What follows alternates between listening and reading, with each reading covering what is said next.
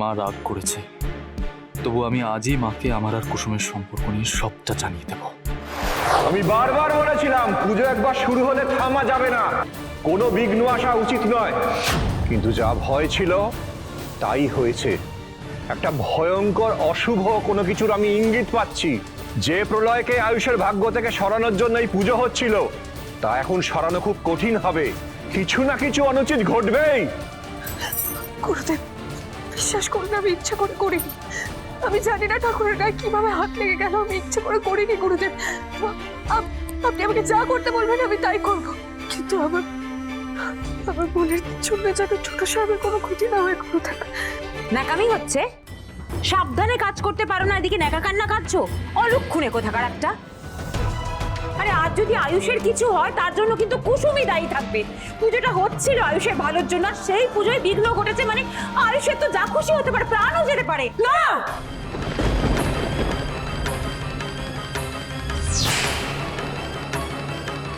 কথাটা কম বল। কোনো কথা মুখ থেকে বের করার আগে একবার ভাবিস না? কি করে বলছিস তুই এসব কথা?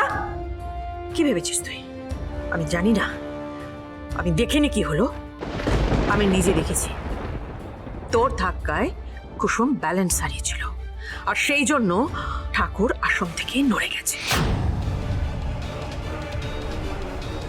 দিদি কি বলছো?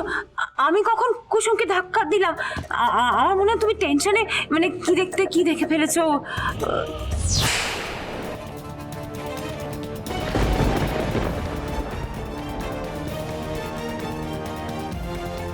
আমি যা দেখেছি ঠিক দেখেছি। কুসুম যদি দোষ করে থাকে তাহলে তুইও কম দোষী না। কাজী ওর যা শাস্তি প্রাপ্য তোরও সমান শাস্তি প্রাপ্য। ও যদি অশুভ হয় তুইও কিছু কম অশুভ নোস। ছোট বাড়িতে সব সময় তোর জন্য এমন কিছু ঘটনা ঘটে যেটা একদম উচিত নয়, অন্যায়। ছি ছোট, ছি। একে বলে ফাটা কপাল, যাই করো ধরা পড়ে যাই। গুরুদেব, আয়ুষ যাতে বিপদমুক্ত হয় তার জন্য এত কিছু আয়োজন, তার জন্য এই পুজোর আয়োজন, কিন্তু সম্পূর্ণ হলো না। এবারে তাহলে কি উপায় আপনি বলে দিন গুরুদেব, এবারে কি করব আমরা? এই মূর্তি স্থাপনা সম্ভব নয়, আচার ভঙ্গ হয়েছে। আমি এই মূর্তি নিয়ে চলে যাচ্ছি।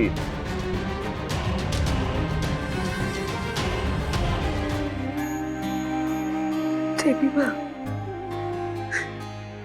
দেবীমা, আমি ভুল করে ফেলেছি। দেবীমা, আমি ভুল করে ফেলেছি। আপনি আমাকে শাস্তি দিন, কিন্তু আমার তাকে এভাবে ফিরিয়ে নেবেন না। তোমাকে শাস্তি দিলে যদি আমার আয়ুষের বিপদ কেটে যেত, তোমাকে কঠিন থেকে কঠিনতম শাস্তি দিতাম আমি। কিন্তু সেটা যখন হবার নয়, তখন এই কথা বলা কোনো অর্থ হয় না। আমি এই নিয়ে তোমার সঙ্গে একটা কথাও বলতে চাই না, ইনফ্যাক্ট কারোর সঙ্গে কোনো কথা বলতে চাই না।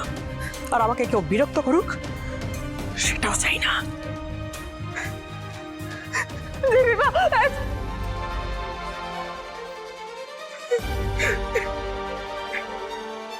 মা রাগ করেছে, তবু আমি আজই মাকে আমার আর কুসুমের সম্পর্ক নিয়ে সবটা জানিয়ে দেব।